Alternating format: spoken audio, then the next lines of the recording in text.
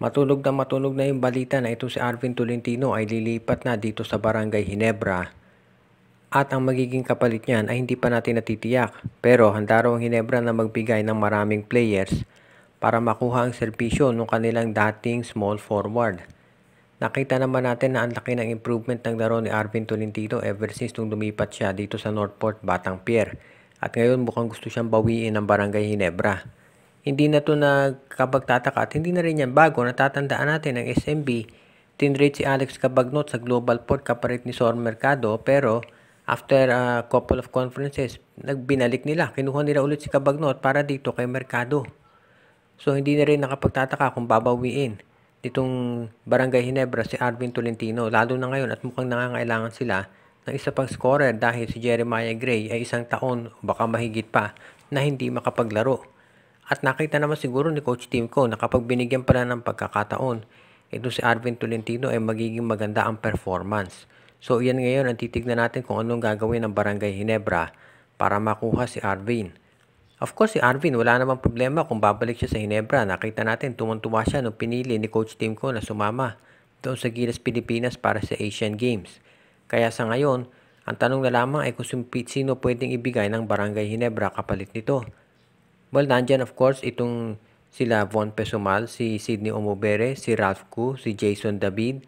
Baka isama rin nila yung iba pang mga top players katulad nito si Pringle o kaya si Nads Pinto. O malay natin si Jeremiah Gray kapag nakarecover na.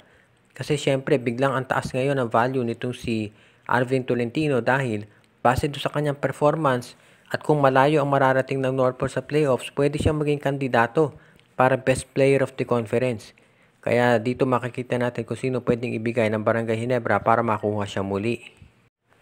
Sa isang panayam, sinabi ni Commissioner Willie Marcial na nahihirapan daw sila na mag-attract ng mga kumpanya para madagdagan yung mga team sa PBA. Ito ay inamin ni Marcial. Ang sinabi ni Commissioner Marcial sa interview sa kanya, marami daw mga teams ang gustong maglaro o sumali dito sa PBA. Pero kapag nag-uumpisa na raw yung negosasyon, bigla na lang nagkakaroon ng problema at hindi natutuloy. Ang sinabi kasi ng Board of Governors, gusto nila sa 2024 ay magkaroon ng mga additional teams sa PBA. Hanggang 4 daw po pwede. Nakita naman kasi natin maraming mga unrestricted free agents ngayon na pwede pa maglaro sa liga pero hindi nabibigyan ng pagkakataon dahil sobrang dami ng players ko, konti yung mga teams. So kung magkakaroon ng additional teams sa PBA, mareresolve yung problema. Yan ang nakikita din ni Commissioner Marcial at ng Board of Governors. Ang problema lamang siyempre, kung ikaw ay magtatayo ng sarili mong team, bakit ka magtatayo, build from scratch, kung pwede ka namang bumili? Kasi siyempre kung ikaw for example SM or Chooks to Go, nakita mo ang ginawa ng Converge. Instead na bumuo ng sarili nilang team, binili nila itong Alaska Aces. At dahil binili nila ang Alaska, nagkaroon sila ng isang competitive na koponan kaagad. Kasi syempre kung magtatayo ka from scratch, wala kang mga players. Magkakaroon ng dispersal draft pero mapupunta lang sa'yo yung mga bench players ng ibang team. Hindi katulad nitong Converge, nakuha nila kaagad sila Abu Tratter, Jeron Teng at yung mga first round picks ng Alaska. So iyan ang dahilan kung bakit yung mga bagong PBA teams ang gusto, instead na magbuo ng sarili nila, ay bili na lamang either itong Northport, NLEX, Phoenix, itong Terra Firma o Blackwater. Dahil syempre yung mga yan, merong mga competitive na players at mga draft picks na magagamit nila para sila ay maging competitive agad. So iyan ngayon ang nakikita natin problema kung bakit may mga PBA teams na hindi makasali ngayon. Ang report naman natin ngayon tungkol dito sa San Miguel Beer, mukhang mapapalapit na yung recovery nitong si Junmar Fajardo. At syempre yan ay good news para dito sa SMB dahil obvious naman na namimiss talaga nila yung serbisyo nito.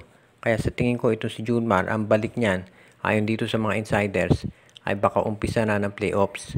Kasi yung huling 2 games ng San Miguel dito sa eliminations ay kontra dito sa Blackwater at Terra Firma. At hindi naman siguro kakailanganin ng San Miguel Beer na isugal itong si Junmar kung ang kalaban ay yung 2 yun. So malamang ito si Junmar ay ibalik pagdating ng playoffs para siya ay maging handa na talaga at 100%. Sa ngayon kasi, ang initial diagnosis kay Junmar mga 4 to 6 weeks na mawawala. Pero sa tingin ng karamihan, mukhang maganda recovery nito so baka makabalik na siya in time for the playoffs depende kung sino makakaharap ng SMB. Sa ngayon kasi ang importante dito, tandaan natin, itong San Miguel, bago lang yung import, si Benny Boatwright. So doon muna sila nakafocus. Masiguro na ito yung mag-fit in dito sa kanilang lineup. At syempre, magkakaroon din ng panibagong adjustment yan kapag si Boatwright at si Junmar ay naglalaro na pareho. Pero importante dito, mag-gel muna ito si Boatwright at maipakita kung ano ang kaya talaga niyang gawin dahil medyo nag-struggle siya doon sa kanyang outside shooting dito sa una nilang laro. Marami naman ang maasa na mag-i-improve yung laro nito si Boatwright kapag siya ay nakapaglaro na ng iba pang mga games para sa SMB. So asahan natin na magiging maganda naman ang samahan nila ni Junmar Fajardo. Sinabi naman ni Coach George Gallant na madaling i-coach itong si Boatwright. Pero syempre ang titignan dyan eventually ay yung kanyang magiging performance kapag kasama na si Junmar dito sa pag-uumpisa ng playoffs. Kasi hindi pa talaga sigurado kung ano magiging posisyon ng SMB dito sa playoffs ngayon. Pero ang tinatarget talaga nila ay makuha yung twice to beat advantage at pagbalik ni Junmar. Ang dating NBA player na si Dwight Howard ay maglalaro para sa Strong Group Philippines sa 2024 Dubai Tournament.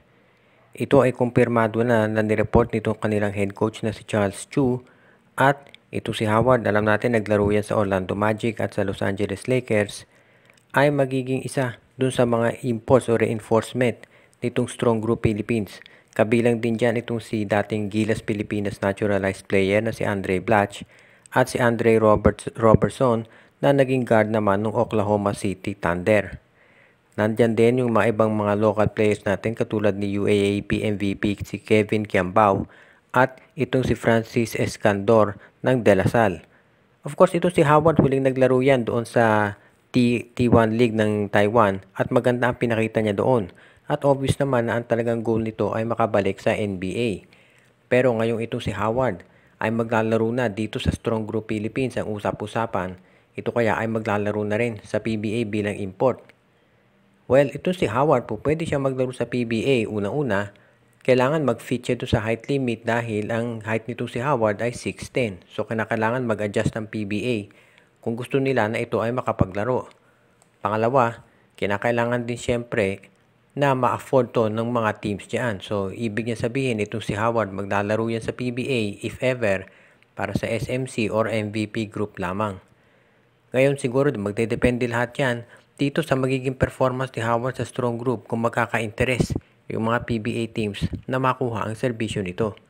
Ang maliwanag dito ito si Howard, ang hinahanap niya ay yung mga short-term contracts lamang dahil gusto niyang buksan yung panahon para siya ay makapaglaro sa NBA. Kaya ayaw niyang humawak ng mga long-term contracts. Kaya nababagay sa kanya ang paglalaro sa PBA.